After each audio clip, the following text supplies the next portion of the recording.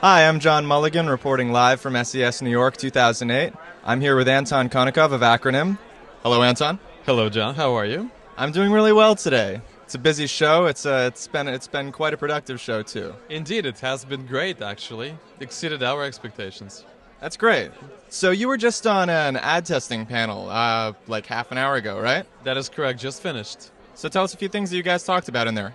Well, it's a fascinating subject because the virtue of doing marketing online is that you can test everything and you can get results quickly. And one of the first things that marketers test is ad copy, the actual paid search ad copy, where you can truly get results very quickly. And I think one of the main points that came across during the panel is that there are the scientifically based ways of doing market research and testing, with all the theory behind it. And then there's the real life, where you don't have $100,000 to spend on testing, and you have to be accountable for results, no matter if you do testing or not. So how do you actually do testing in the real world? And I think one of the things that everyone was talking about, and my colleagues on the panel, is that you can't make many assumptions. You have to test everything and never stop testing. You don't have to spend a lot of money and time testing up front. You learn something quickly, then you move on with continuous testing, but never stop testing. Well, that's a great tip for not blowing your money and then turning around and trying to figure out where you spent it in the wrong places retroactively. But what are some specific tips that you might be able to give people, or packages that you guys use in order to do that sort of analysis? Certainly. Well, I think one of the things that I caution people on is start small. Start testing small. Start testing paid search headlines. Then move on to descriptions, and the other way around. Don't jump into and think that you have to do very complex multivariate testing from day one. You can learn a lot in the first stages of testing by testing small hypotheses, and then moving on and adding layers of complexity. I think that's one of the mistakes that's often made. People feel that they have to test 15 different variables at the same time, which in most cases is probably not the most effective way to get started.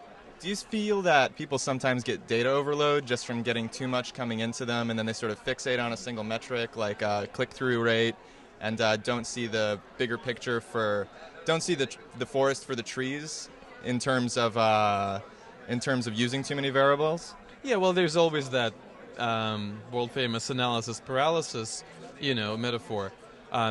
You learn something, you incorporate it into your campaign, and you keep testing and refining.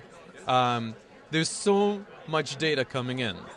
I always advise folks to have analysts on staff. If you're doing volume, paid search, and you're really trying to get the best results for clients, you have to spend the time analyzing data, doing data mining, staging smart tests.